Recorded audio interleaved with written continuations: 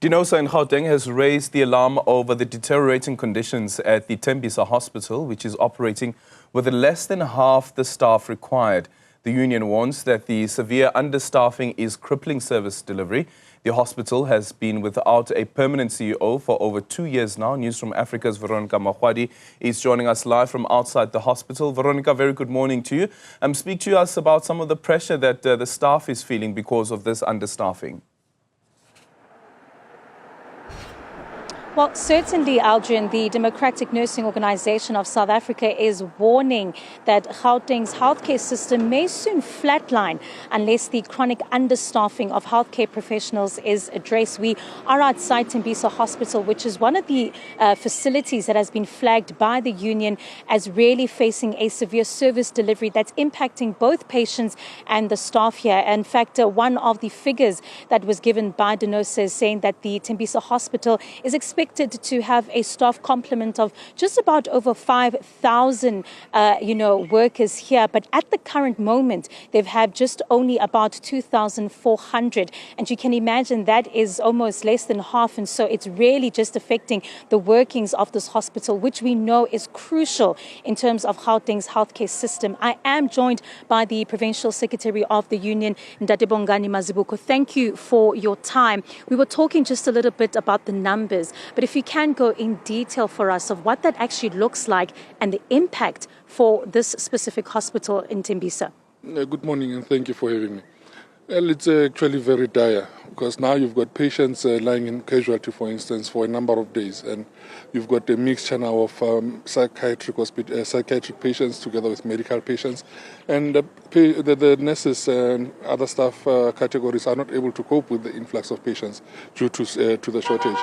And currently, I think from January, we've had almost 50 staff members that have resigned or left the hospital, and those nurses have not been replaced as yet.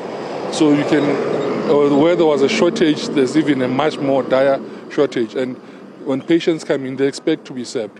This on itself, it then impacts on the confidence of the community in getting healthcare services from the hospital. And we're not just talking about Tembisa. Tembisa is just an example of what is happening throughout the province. Of course, it has to be a bigger picture in terms of the hospitals, because what is affecting one is surely affecting others. Where else are we seeing this crucial understaffing, as well as perhaps even just the number, as you said, of resignations of some of the staff? Well, because of the shortage and the working conditions, you find that people end up resigning, opting to rather go to private or so forth.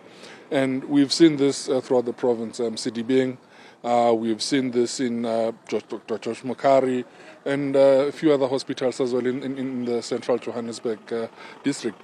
So it then means then that what is needed is for between the Department of Health and the Office of the Premier and Treasury to unlock the employment of nurses, not only nurses, of staff. Because I think we held a press briefing last year, late in the year, indicating and warning of this very same effect that we're seeing now. We indicated that they should take health seriously and that whatever they're doing, not employing nurses or in other categories, they're actually compromising healthcare in the province. And we are now seeing the evidence. The next step, it means that we are going to be seeing people being charged by the Nursing Council and HPCSA because they are not coping with what is happening now. And when the different councils come, they don't consider that there was a shortage of nurses. They say that you agreed to work in those conditions as a nurse. So and I know a couple of years ago, even when I was still working for the department as a nurse in Steve Biko Hospital, there was such an incident. And we had to rise up as nurses to say enough is enough. And that is where the situation is leading us, to say nurses will end up having to rise up. And I have to ask in regards to, as you say, the absorbing of nurses. We know that there are a lot of students who end up going to these nursing schools, but there is still an issue of them being absorbed into our public facilities. What is the hold-up in terms of the health department, and what have they said in regards to the concerns that you have raised? The department says they've got a budget to absorb these nurses, but unfortunately they say that they are unable to employ them because of the moratorium that's in place between Treasury and the Office of the Premier. So the Office of the Premier and Treasury need to come to the party to say that we've got nurses here and we need to offer healthcare services. And the saddest part of it is that these nurses have been trained by the same Department of Health.